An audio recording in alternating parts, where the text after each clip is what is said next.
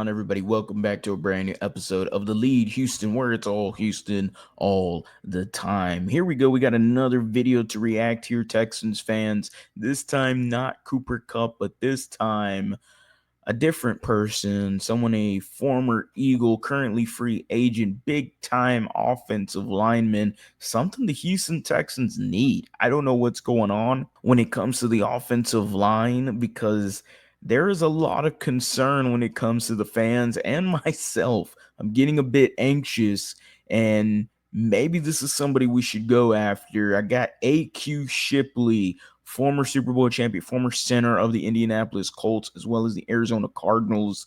He was on the Pat McAfee show. He's kind of a regular, considering him and Pat have a good relationship. And again, former offensive lineman, knows his thing about O-line play. And here he is talking about one of free agents for the Philadelphia Eagles, Mekhi Becton. I feel like I'm not pronouncing it right. I feel like the first name, there's something different. It doesn't feel like it's Mekhi. I think it's Mekhi or something. I forgot. Mekhi. I don't remember. Anyway, let's get back on it. Let's react to this. Let's see what he's got to say, because definitely feels like that A.Q. Shipley has somebody, a team specifically in mind that could fit a Mekhi Becton in a landing spot. Could be here in Houston. Let's take a listen. Mekhi Becton. Where's he going? That's the question mark. D-Butts actually D-Butts wants to ask you this particular question. Exactly what I was going to ask you. I know I expected him to get a bunch of money coming off of the year he had with your Trenchy award-winning O-line up there in Philly. Any ideas to why he hasn't signed yet, especially with all these guys getting big money that we haven't necessarily heard of? Yeah, I think probably the biggest question mark when you see something like this is he overvalues himself, right? I think Aaron Banks probably set the market. Will Fry's probably set the market. It looks like it's going to be in that somewhere between 80 and 90 million over 4 and 5 years. Like, that seems to be the number for the top guard. I think teams are probably a little bit scared because his first 3 or 4 years they didn't go as expected. He was almost considered a little bit of a bust. And then he gets put in a situation in Philadelphia, which I think you got to look at it. And that's the way I look at it as well, is like, okay, was he a product of everybody else around him, and also a product of the damn good coaching that he gets from Coach Stoutland? Or is that who he now is, right? I think that's the biggest question mark you have to ask with that. And because you haven't seen that deal happen yet, he's probably sitting there thinking, hey, I was the top guard on the market. I just won a Super Bowl. I reinvented myself. And he's probably putting himself a little bit above what these other guys got. And then now all of a sudden these other teams are like, well, there's still some question marks. You've done for 1 year. And a lot of times that happens, but I think there is still something in the back of some coaches and GM's minds where, like, is this the new guy, or are we getting the old guy as well?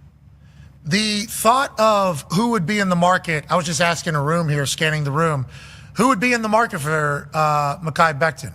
Who? If I'm Houston, I go get him right now. Okay.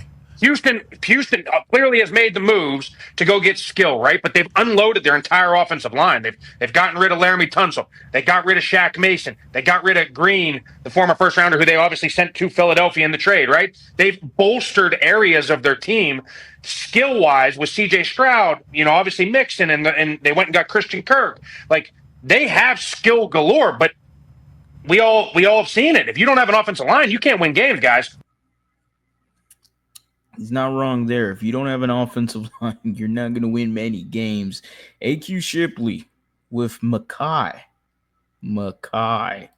Becton. I got it pronounced right there. Pat McAfee, A.Q. Shipley makes a great point, and he talks about Mekhi Becton, and I think that's the biggest thing when it comes to taking a risk with him, because I mentioned this previously on one of my old videos of Mekhi Becton, where the biggest question is, can you have him duplicate that season again here in Houston? He's not going to be with Jeff Stoutland. He's not going to be next to Lane Johnson and Landon Dickerson. Both guys are Pro Bowlers, I believe, all pros. So come on. I mean, he's not going to be with those guys. He's going to be next to Blake Fisher and then probably either Juice Scruggs or Jared Patterson at center. Can he replicate a regular season where he had 903 snaps, only gave up 5 quarterback sacks, 3 quarterback hits, 5 sacks, 3 quarterback hits, and only 5 penalties. Like, that is what you're asking for Mekhi Becton, from Mekhi Becton. Can he do that again?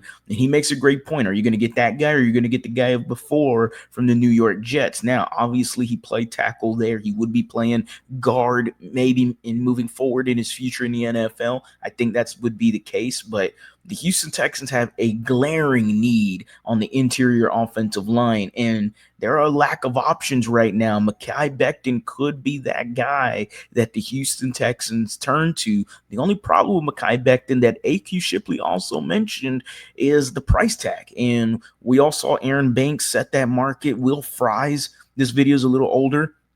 Will Fries also set the market as well too there with his big ass contract. So it makes you wonder, where is Mekhi Becton going to land here? When it came to Spotrac, his contract was marketed at $10.2 million a year. That's what they're predicting. So if the Houston Texans came in on a 2-year offer for $21-22 million, look, I don't know what their updated cap space is. Okay, unfortunately, I don't know that sense of information, but Mekhi Becton could be a huge grab and should be an option the Texans are definitely exploring. Again, they have to look into the cap. I don't know if they have the money to spend that, but if I'm the Texans, I'm willing to do it. You're looking at a guy that's 6'7", 350 plus pounds, a road grader, a dude that was badass not only in the regular season but as well as the playoffs. In the playoffs, he only gave up, and this includes the Super Bowl, he only gave up 1 sack. He was phenomenal. So if the Houston Texans want to improve the interior offensive line, Mekhi Becton, AQ Shipley says,